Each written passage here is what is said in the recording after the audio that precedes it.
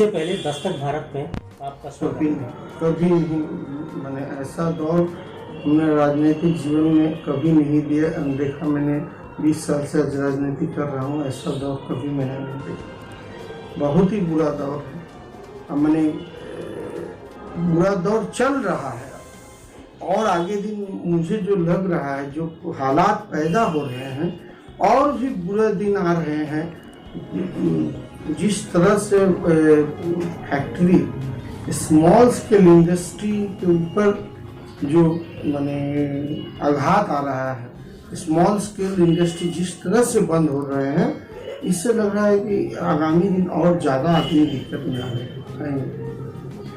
Lockdown चल रहा है, साप्ताहिक लॉकडाउन है पश्चिम बंगाल में, और कुछ दिनों पहले तक फुल लॉकडाउन था, जबकि लोग घरों में अपने अपने घरों में सुरक्षा को लेकर रह रहे थे। लेकिन आप लोग जो है, एक नेता होने के नाते आप लोग सड़कों पे थे, पब्लिक के बीच में थे, और आपकी अपनी सुरक्षा तब कहाँ थी? किस तरह से आप औरों की सुरक्षा रख रहे थे और अपनी सुरक्षा को भी ध्यान में रख रहे थे? देखिए, हम लोग की सुरक्षा एक तो है कि हम लोग सब समय मास्क एवं हैंड ग्लव्स एवं हेयर कैप, टोपी जैसे हम लोग पहन रहे थे। आम आदमी को भी डिस्ट्रीब्यूशन हम लोग बहुत कम से कम 20-25 हज़ार श्रीरामपुर में हम लोग डिस्ट्रीब्यूशन किए, और भी हम लोग करेंगे। रेगुलर बेसिस से प्रोग्राम किए जा रहे हैं। और जो है लॉकडाउन पीरियड चल रहा है, जो ट्रेन नहीं चलने से जो सबसे ज़्यादा तकलीफ है श्रीरामपुर वासी के, कि टोटो ऑटो चालक, टोटो ऑटो और जो श्रीरामपुर स्टेशन के पास जो दुकान है, कम से कम ये मिला कि 40,000 आदमी इफेक्टेड है। ये लोग को हम लोग जितना दिन लॉकडाउन, टोटली लॉकडाउन था, हम लोग राजनीतिक दल होते हुए भी सबके घर में जो जो हुआ, जितना भी हुआ, सबके घर अनाज पानी, राशन, दाल, चावल जो जो हुआ हम लोग पहुंचा दिए। सह मित्र की तरफ से, कोई दान नहीं है, हमारे मित्र की तरफ से, दुख के साथी हैं, उस हिसाब से हम लोग उन लोग को मदद की है।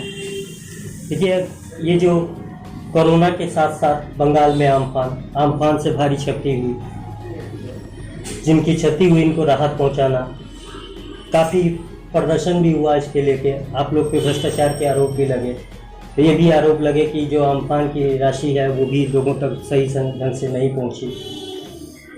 और अभी जो है, ये जो वक्त चल रहा है, बंदी का दौर चल रहा है, और इसमें बेरोजगारी एक बहुत बड़ी समस्या बन गई है। रोजगार नहीं है, नीचे तबके के जो लोग हैं वो त्रस्त हैं, भूखमरी के शिकार हो रहे हैं। तो इसको कैसे आप लोग दूर करेंगे? देखिए, पहली बात तो अम्फान में श्रीरामपुर में 132 पेड़ गिरा, उसे काटने में बड़े बड़े हम लोग को 15 लाख, तकरीबन 15 लाख रुपया खर्चा हुआ, और 138 घर फुल्ली डैमेज हुआ। 20,000 करके हर एक घर में पहुंच गया। हर एक 138 घर लिस्ट आप म्यूनसिपैलिटी से ले लीजिएगा। हर एक घर में चेकिंग कर लीजिए कि आपको मिला, कोई नेता को 1 रुपया भी, 1 पैसा भी नहीं दिया। ये तो हुआ फुल्ली डैमेज। और पार्टली डैमेज 1122 घर, 1100 ही धरिए, 1100 घर 5,000 रुपया करके, 1100 घर 5,000 रुपया। किसी का घर में 10 टाली टूट गया, किसी का कम से कम 1100 घर को 5,000 रुपया 3 दिन पहले सबका अकाउंट में ढूंढ गया। और कम से कम 1400 तिरपाल, काला तिरपाल हम लोग को लिस्ट, इस तरह से लिस्ट करके 1400 तिरपाल हम लोग हर एक घर में पहुंचा दिए हैं, जो सरकार की तरफ से हम लोग को दिया गया। सब चीज हम लोग मदद किए हैं। कोई नहीं बोल सकेगा किसी को 1 रुपया भी कार्ड मनी देना पड़ा है, ऐसा कोई भी हालत पैदा नहीं है। जो है दिखावटी है, कुछ देने में देरी हुआ, किसी को देने में समझ लीजिए शंभू बाबू को पहले मिल गया, राम बाबू को बाद में मिलेगा, बस इसी में प्रदर्शन हुआ है। ऐसा कुछ धांधली नहीं हुआ है, कहीं भी धांधली नहीं हुआ। अच्छा, जो भ्रष्टाचार के आरोप आप लोगों पे लगे थे, वो क्या कोई भ्रष्टाचार के आरोप साबित हो पाए हैं? एक भी साबित नहीं हुआ है। अब मेरे ऊपर ही देखिए भ्रष्टाचार के आरोप कैलाश विजयवर्गीय ने लगाया, मैंने एफआईआर किया है, 7 धाराएं देके मैंने एफआईआर किया है उनके ऊपर, मेरे पास बिल रसीद मैंने सब दिए हैं। आरोप एक भी भ्रष्टाचार के आरोप सही साबित नहीं हुआ। हम लोग आम आदमी के हित के लिए पहले भी जो काम कर रहे थे अभी भी वही काम कर रहे हैं। तेजी से जो है बेरोजगारी बढ़ी है और इसको दूर करने के लिए आप लोग क्या करेंगे? देखिए, इसको बेरोजगारी को दूर करने के लिए हमारी लेवल की बात नहीं, इसको सेंट्रल गवर्नमेंट को जल्द से जल्द इसको पॉलिसी बनाना चाहिए।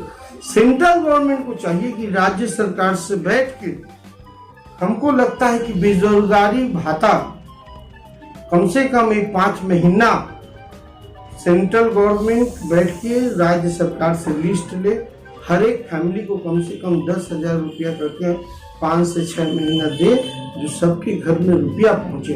अभी कैश की जरूरत है, ये मेरी डिमांड है कि ये राज्य सरकार भाई हमारी स्तर की बात नहीं है, ये सेंट्रल गवर्नमेंट पूरे भारत में एक कानून लागू करे जो हर एक घर में कम से कम महीना में कम से कम करके खूब कम 10,000 रुपया भेजे, जो जिसको जरूरत है। एक अहम सवाल है, पश्चिम बंगाल सरकार की तरफ से 31 अगस्त तक के लिए साप्ताहिक लॉकडाउन की घोषणा की गई है।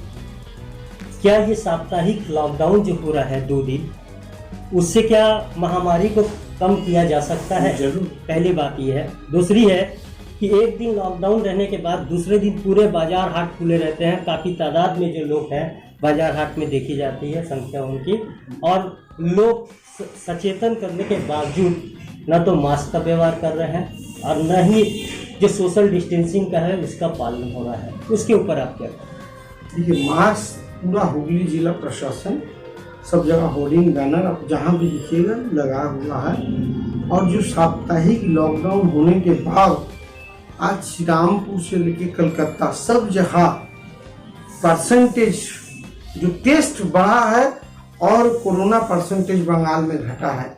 आप कल परसों 3-4 दिन का रिपोर्ट देख लीजिए बंगाल में। हमें आशा है कि बंगाल तो जल्द से जल्द कोरोना मुक्त होगा। जिस तरह से मुख्यमंत्री कदम उठा रही है, जल्द से जल्द कोरोना मुक्त होगा। ये एक पॉलिसी है, एक्सपेरिमेंट है, एक्सपेरिमेंट सफल की ओर चल रहा है। जिस तरह से साप्ताहिक लॉकडाउन एक्सपेरिमेंट सही ढंग से चल रही है। आपके इलाके में रैपिड टेस्ट की शुरुआत की गई है और रैपिड टेस्ट में कितने लोग पॉजिटिव हो रहे हैं और कितने लोग नेगेटिव पाए जा रहे हैं, और कितना रैपिड टेस्ट रोजाना हो रहा है, और कब तक ये रैपिड टेस्ट होगा? देखिए, अभी तो सरकार ने रैपिड टेस्ट चालू किया है। हम लोग धारावाहिक रैपिड टेस्ट की मांग श्रीरामपुर में रैपिड टेस्ट चालू किया गया है, बहुत सारे इलाके में चालू किया गया है। डेली 30-40 आदमी करके हम लोग रैपिड टेस्ट करा रहे हैं विभिन्न इलाका से, जहाँ जहाँ डिमांड है। 2 हम लोग जोन में इसको डिवाइड किए हैं। एक है ग्रीन जोन, जहाँ कोई भी आदमी कोरोना नहीं हुआ है, उस ग्रीन जोन में 30 आदमी करके हम लोग रैपिड टेस्ट करा रहे हैं। और रेड जोन एक ठो, जहाँ 2-4-10 आदमी को कोरोना हुआ है, उस जगह में हम लोग 20 आदमी करके करा रहे हैं। तो हम लोग अभी भी श्रीरामपुर में रैपिड टेस्ट चल रहा है, 3-4 वार्ड में हो गया है और रोजाना ये चलेगा, कॉन्टिन्यूअस प्रोसेस है गवर्नमेंट। आप एक अनुभवी नेता रह चुके हैं और ये जो कोरोना का दौर चल रहा है, इसको आप किस तरह से देखते हैं? कितने दिन तक और इस तरह से लोगों को सामना करना पड़ सकता है? और ये जो वैक्सीन आने के कुछ दावे किए जा रहे हैं कि 12 तारीख या 14 तारीख को वैक्सीन आ जाएगी, तो इसके विषय में आप क्या कहना चाहेंगे? देखिए,